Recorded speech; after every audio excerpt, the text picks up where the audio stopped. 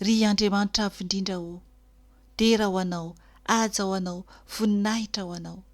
Misaotra anao aho Jesosy, satria mbola afaka anambara ny afatra izay nomenao any zanako vavy ary nomenao ahy koa. Mbola afaka aho anambara izany amin'ny vahoakanao tsirairay avy izay vonina indray izany Jesosy.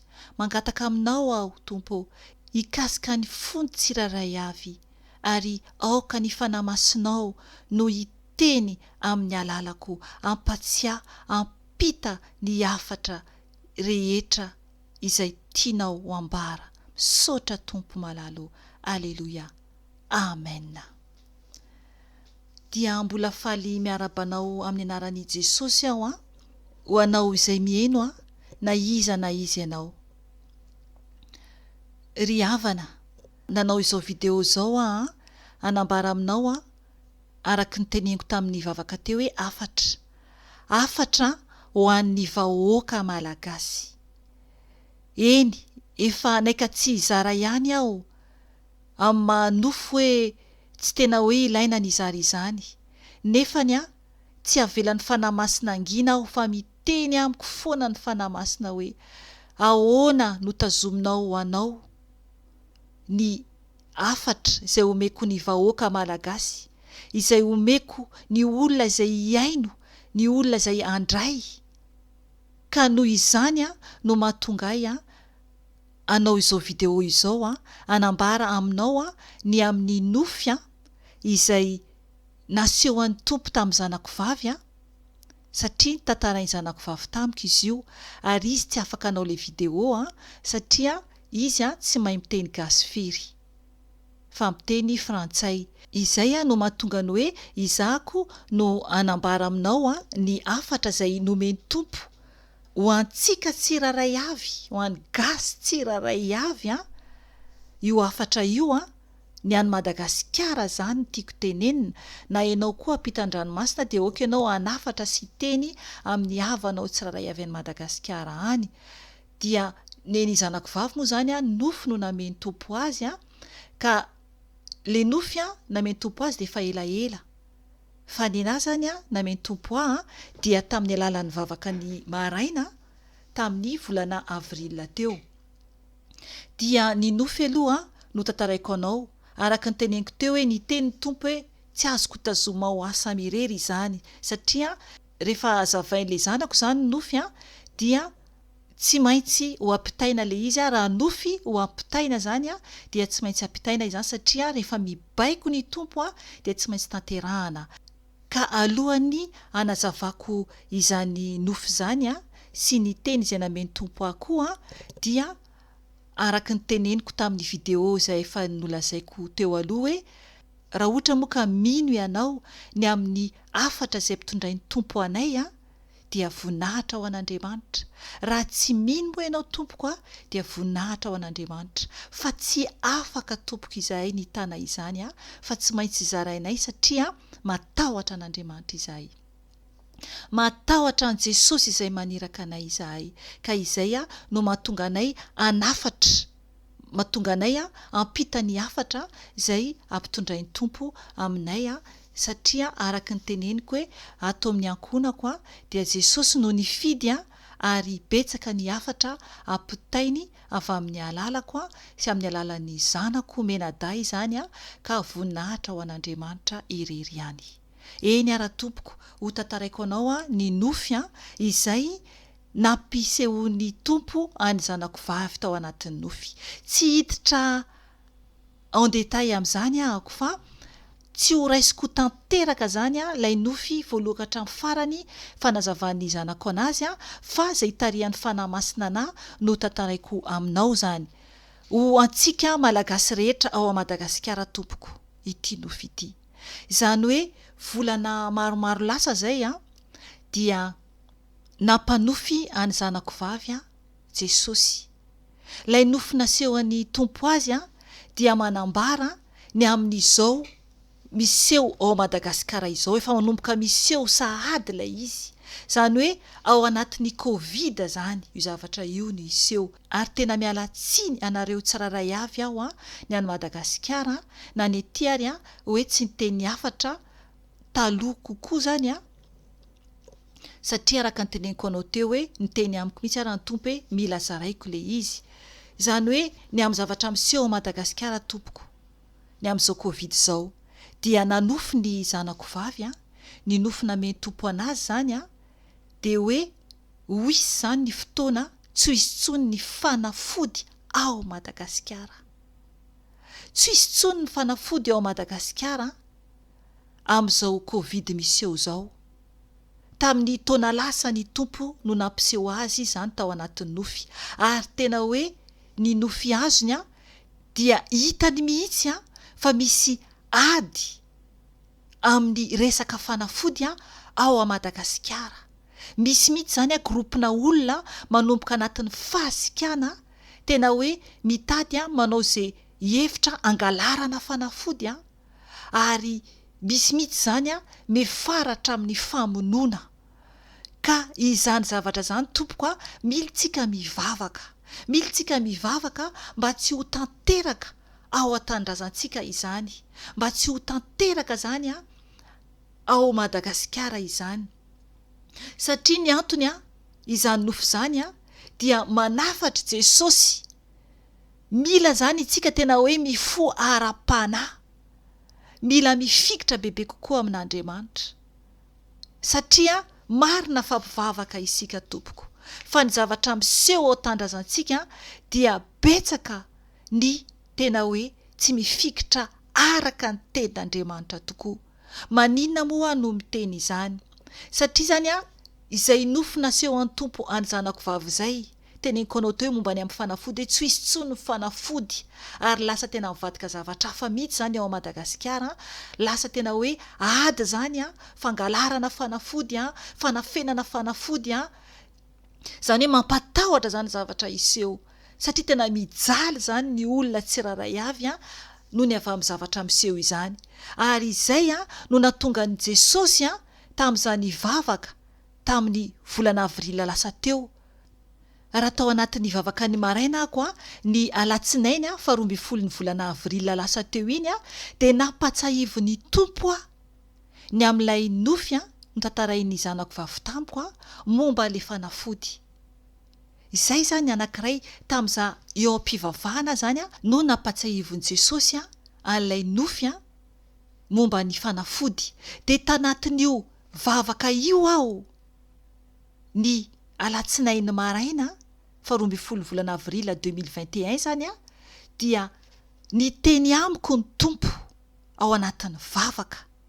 Ny teny amiko zany ny Fahamasinan'Andriamanitra hoe tonga ny fahatezerako eto an-tany. Satria tsy misy fankatoavana hain'ny olona ozy izy. Ary izay maharitra hatramin'ny farany no vonjena.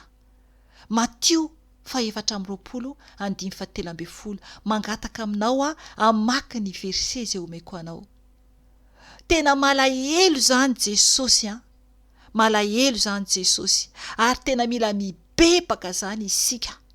Mila mibebaka zany ny gasy tsirairay avy satria ny antony tamin'ny tanatin'io vavaka io de tena nisy alahelo be mihitsy tanatin'ny foko zany de tanatin'ny ranomaso ako de anatin'ny vavaka zany de miteny zany fanamasina amiko. Miteny zany fanamasina amiko hoe mibebay anareo fefa kaiky ny fanjakan'Andriamanitra. Jaona mpanao batisa no nitenen'io. Miangavy anao amaky an'i Matio 7:1-2 de hoy ny fanamasina miantso anatin'ny vavaka hoe vo miandoha izao ny any Madagasikara. Ny maty mbola ho be dehibe ny ho faty.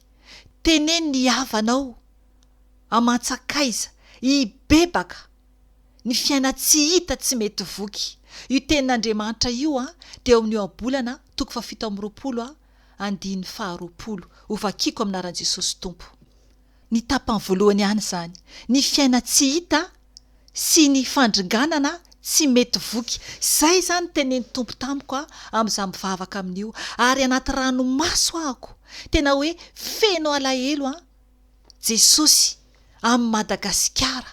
Tsy haiko ny zavatra niseho tamin'io fotoana io tany Madagasikara, fa mbola niteny fanamasina tamin'io hoe mila miverina amiko ny Malagasy rehetra, fa tsy hiverina izy. Mila miverina amiko izao tontolo izao, fa tsy hiverina izy. Efa maro ny lasany amin'ny elo. Tena malahelo ny Tompo. Militsika mibebaka ry havana, militsika mibebaka, tsika Malagasy rehetra, militsika mibebaka, miala amin'ny ratsy rehetra. Ary fanamasina ny teny mihitsy fa faly Satana, miome Satana satria be de be ny fanahy, voasary no ampijaliana any amin'ny elo. Mibebay ianao, militsika mibebaka mibebay ianao. Tena meny Tompo teny avy eo Apokalipsy 2:20 (2:12-13). Mangataka anao amaky io teny io. Ho vakiako aminaran'i Jesosy Tompo ihany. Indro avy fainganao, ary eto amiko ny famaliako mba hamaliako ny olona rehetra araka ny asany. Izao no Alfa sy Omega, ny voalohany sy ny farany, ny fiandohana sy ny fiafarana. Amen. Zany ry havana nytenen'ny Tompo avy eo. Zany hoe ho avy Jesosy amaly antsika tsirairay avy, tokony bebakitsika, tokony hiomana isika. Ary noho ny avy eo noho ny efa vita ny vavaka nataoko dia gaga ho sy Jesosy fa inona no miseho, satria na izara tanatin'ny alahelo be araka ny teneniko anao teo tanatin'io vavaka io. Tena hoe nahatsapa zany hoe tena hoe torotoro mihitsy zany le fanamasina tato anatiko. Tena hoe nalahelo. Ary izao ny zavatra niseho. Noho ny vita zany ny vavaka nataoko de tao anatin'ny tontolon'andron'io zany de nisy fotoana zany niresahako tamin'ny mamako tamin'ny telefona. De niteny tamiko ny mamako hoe de jereo izy ny vaovao. De noho ny avy eo nandeha tokotrany nijery ny vaovao. Ry havana, vao nijery ny vaovao ako mangataka anao koa hijery ny vaovao io tamin'io alatsinainy 12 ny volana avrila io. Tao anatin'ny vaovao dia nisy tokotrany ny amin'le fanompo-tsampy. Mijoro eto miteny fanompo-tsampy ny amin'ilay zavatra niseho tany Ambomanga, ny amin'ilay fandrona ilay filazan'izy ireo azy niseho tany Ambomanga, ilay namonoana omby le raha nalatsaka. Lazaiko anao tsara ry havana, ry hava malala rehetra, ry Malagasy rehetra, fa vao nahitan'io vaovao io aho de niteny tamiko Jesosy hoe io zavatra io no mampalahelo ahy ao a Madagasikara. Raha nalatsaka eo ampovoan'ny Madagasikara ho an'ny Satana io raha nalatsaka io Jesosy, satria tsy azo atao intsony fa fanompo-tsampy tanteraka io. Namidy ny gasy ho an'ny Satana Madagasikara hoy Jesosy tamiko. Ry havana, tena fanompo-tsampy tsy nakasitrahan'Andriamanitra io. Niteny taminao ateo hoe tamin'izany vavaka io andro io ny maraina tsy nafantatra ninona zavatra niseho tao a Madagasikara andro ray aloha. Ay zany andro ray aloha no nisy an'io famonoana omby sy fombafomba ndrazana io no niseho tao an-tanindrazantsika. Fa ny ampitso maraina no niteny tamiko amin'ny alalan'ny vavaka Jesosy araka ny tantaraiko anao teo. De noho ny avy eo ny atoandro ny mamako nampiasain'ny Tompo hiteny amiko hoe jerevo ny vaovao. Na tonga nijereny ny vaovao iny teo ny fanamasina zany jereny vaovao no niteny ny fanamasina hoe io le alahelon'Andriamanitra, io zavatra io tena niala tamin'ny Madagasikara ny tanan'Andriamanitra. Izay ry havana no mahatonga ny olona may maty ao an-tanindrazantsika amin'izao, satria manafangaro an'Andriamanitra sy ny razana isika. Amin'izay nakasitraka ny amin'ny fanompo-tsampy raha nalatsaka eo ampovoan'ny Madagasikara ho an'ny Satana iny raha nalatsaka iny. Fa Andriamanitra tsy mankasitraka izany intsony. Tsy tian'Andriamanitra intsony fampiaroarona fanompontsampy sy Andriamanitra. Raha an Jesosy rery ihany no efa natolony teo ambony azy fijaliana, natolony ho antsika tsirairay avy. Dia izay natonga an'Andriamanitra niala tamin'ny Madagasikara ny tanany, tsy miaro an'i Madagasikara intsony ny tanany ankehitriny. Ka izany ry havana tokony hibebahantsika tsirairay avy, fa raha tsy mibebaka isika ao Madagasikara miala amin'ny fanompontsampy, dia vomia ho betsaka ny faty, ho betsaka ny olona ho faty ho tonga tahaka ny ety ampitan-dranomasina ny ao Madagasikara. Efa nanao video anankiray aho momba ny amin'ny fanompontsampy ny amin'ny Katolika. Efa nozaraiko teto izany. Efa nasain'i Jesosy nozaraiko izany. Dia ankehitriny miverina indray mbola amin'ny fanompontsampy ihany, izay marikoriko indrindra tahaka nataon'ireo zanak'Israely tsy nety nitodika tamin'Andriamanitra. Dia izay zavatra miseho ao an-tanindrazana izao, ka militsika mibebaka. Izay kosa izy ny tompony mahatonga ny kere, mahatonga ny Amin'Ny rehetra any amin'ny tany kere. Tsisy tsony ny vokatra, tsisy tsony ny voly. Tena hoe ny tanan'Andriamanitra mihitsy no tena tsy miaro tsony any Madagasikara. Ry hava malala, ry mpitondra fivavahana, ry gasy rehetra, oka izay aza manafangaro an'Andriamanitra sampitsony isika. Fa niala ao a Madagasikara ny fitahiany Jesosy, mitomany Jesosy ny amin'ny fanompontsampy marikoriko ao Madagasikara. Militsika miverina tanteraka amin'Andriamanitra. Oka ny mpivavaka rehetra koa, ny fiangonana rehetra hiala amin'ny fombafomba ampiangonana. Oka hiala mihitsy ny amin'ny hoe fiangonana ity, fiangonanay, fombanay, fiangonanay, fombanay. Tena tiany Jesosy tsika tsirairay avy hiala amin'izany, fa anatona an Jesosy isam-batan'olona. Isam-batan'olona amin'ny fahamasinana, amin'ny fibebahana. Manatona an Jesosy, mandoalika mitady an Jesosy Kristy fa ho avy izy amangenao tahaka ny namanginy tahaka ny namanginy satria niala tao fombafomba fiangonana, tao anaty fombafomba fiangonana aoko fantsoahana Jesosy tao. Dia mila zany tsika tsirairay avy miala amin'izany. Tsy teny akory ahako ny amin'ny vondrombavaka izay vavahanay amin'izao ora sy fotoana izao vondrombavaka mihaja, fa miteny anahako izay nalany Tompo tamin'izany fombafomba fiangonana rehetra izany, ka nasainy namorona niaraka tamin'ny mpanompon'Andriamanitra anankiray izay niala tamin'ny fombafomba fiangonana koa ny vondrombavaka mihaja Andriamanitra. Nanomboka teo dia nitombo ny fanomezam-pahasoavana amen'ny Tompo. Efa niteny tamiko foana ny Tompo hatramin'ny fahazazako. Fa nanomboka teo dia tonga mihitsy Jesosy miteny amiko ny fahazavany amin'ny alalan'ny nofy, amin'ny alalan'ny présence mihitsy, hoe ny fahazavany lehibe tonga ato tokantranoko, manasitra anahy, manafaka mangataka anao na iza ianao, te hiala amin'ny fatopatotra rehetra, dia amany fatoranao Jesosy anio. Raha iainao Jesosy Kristy Tompo, velona sy mahery avy any Nazareta irery ianao, dia ho avy izy amangenao, anafaka anao. Ry havana, tao anatin'ny fiangonana, tanatin'ny fombafomba tsy nahitan'i Jesosy atao, fa noho niala tao zay vao niaona tamin'i Jesosy, satria nanarakolona tamin'ireny. Fantatr' Jesosy afa mangetaeta azy tamin'ireny fotoana ireny. Fa hoy izy tamiko hoe miala ao ianao, izay ianao vao ahita.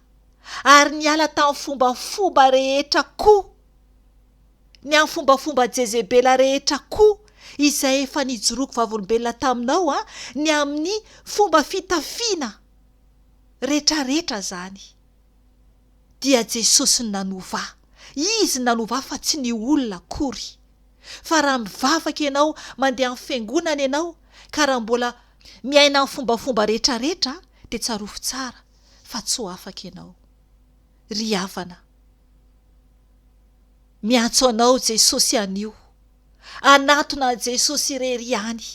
Raha ohatra ianao araka ny teneniko tery am-piandohana hoe tsy mino izay teneniko eto, dia tena mampalahelo indrindra ianao.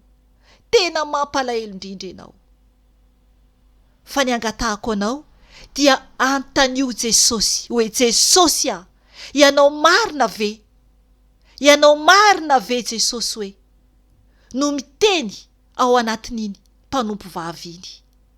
Fahamaly anao Jesosy, satria izay foana ny tenenin'ny Tompo amiko hoe raha tsy mino izy izay teny rehetra ampitondraiko anao sy ny zanakanao dia saivo manantona izy anontany aho. Fahamaly azy aho. Enganie ka tena hiambony ianao. Enganie ka tena hitady an Jesosy ianao. Manantona an Jesosy Kristy irery ihany dia anatona anao izy. Miala amin'ny ratsy rehetra tompoko. Efa kaiky Jesosy, efa eo amin'ny varavaranlanitra izy. Efa eo amin'ny varavaranlanitra izy. Ry havana, ao anatin'ny teny anankiray nameny Tompo ahy io tamin'ny fivavahako ny maraina tamin'io andro io. Apokalipsy 7:20. Hoy Jesosy aminao, indro efa mitsangana eo am-baravaranao ka mandondona. Raha misy mihaino feoko ka mamony varavarana dia hiditra ao aminy aho ka hiara misakafo aminy ary izy amiko. Jesosy irery any Tompoko no tokony ampidirinao ao am-ponao sy enonao teny dia ho voavonjy anao. Voninahitra ane ho an'Andriamanitra irery any ary fiadanana ho an'olona kasitrahany.